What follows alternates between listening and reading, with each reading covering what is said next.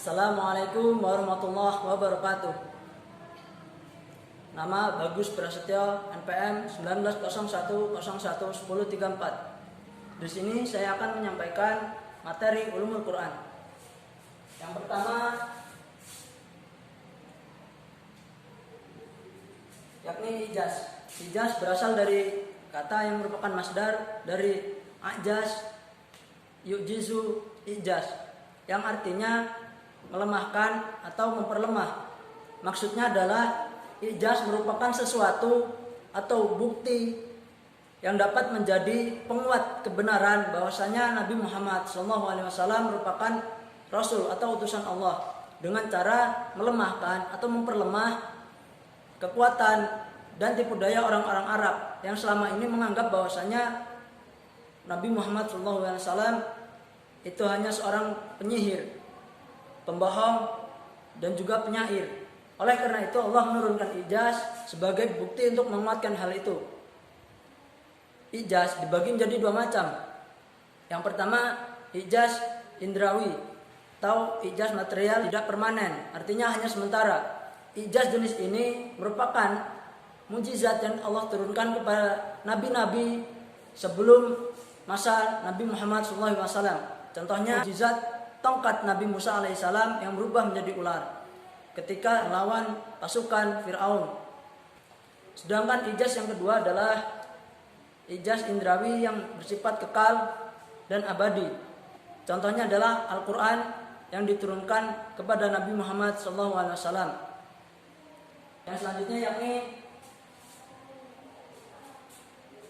nasih mansuh. Secara pengertian nasih mansuh yaitu menghilangkan.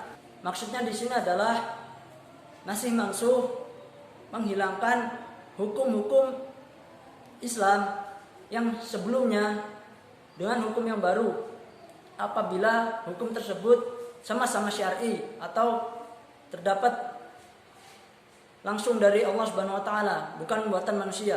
Syarat-syaratnya adalah yang pertama, hukum itu harus syar'i atau sesuai ajaran Islam, tidak dibuat-buat. Yang kedua, terdapat dua hukum yang bertolak belakang dan tidak bisa disatukan, sehingga harus dikeluarkan hukum baru yang menutupi keduanya. Dan yang ketiga, hukum itu harus berupa hukum syar'i, berupa perintah atau larangan.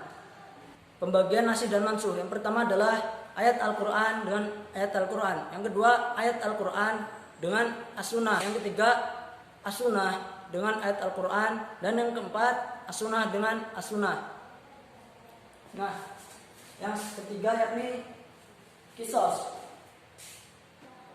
Kisos berasal dari kata al-qasru yang artinya mengikuti atau mencari jejak. Maksudnya di sini adalah kita selaku umat Islam mengikuti atau mencari kebenaran yang telah diajarkan oleh para nabi dan rasul untuk selanjutnya kita amalkan pada hari ini. Macam-macam kisos ya, ditinjau dari segi waktu, yakni yang pertama kejadian hal gaib di masa lalu, yang kedua kejadian hal gaib di masa sekarang, dan yang ketiga kejadian hal gaib di masa yang akan datang. Sedangkan dilihat dari segi materi dibagi menjadi dua, yakni peristiwa para nabi dan yang kedua kisah-kisah di masa lampau.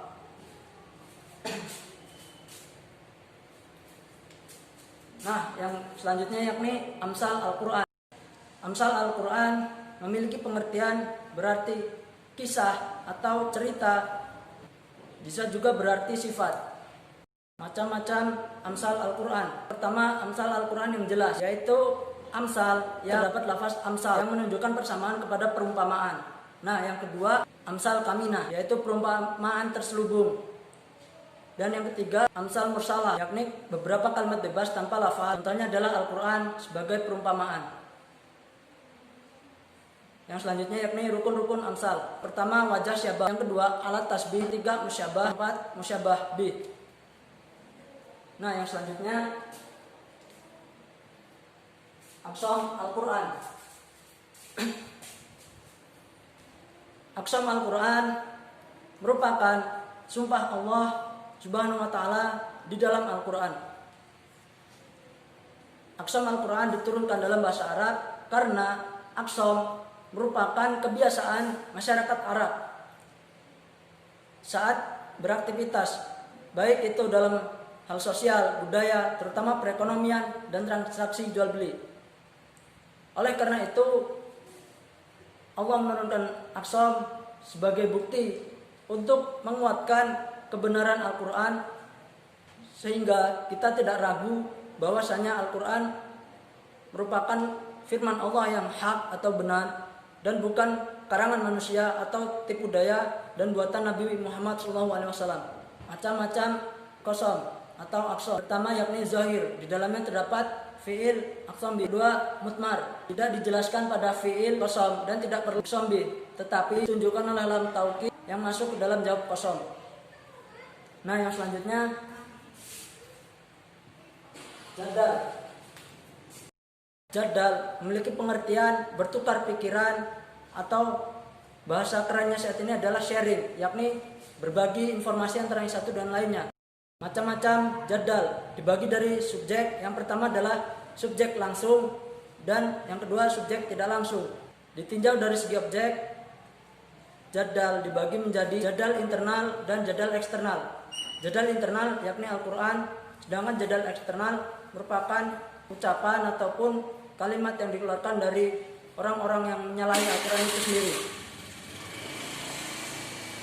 Nah, yang terakhir Israiliyat. Israiliyat merupakan kisah atau cerita-cerita yang ada di masa lalu, yakni pada masa kenabian. Dampak Israiliyat terhadap tafsir Al-Quran. Israiliyat dapat memberikan dampak yang buruk karena di dalamnya terdapat penyelewengan atau penyimpangan makna yang sesungguhnya dari Al-Quran tersebut. Maksudnya di sini adalah Al-Quran yang murni didatangkan dari Allah Subhanahu wa taala, itu maknanya sudah berbeda.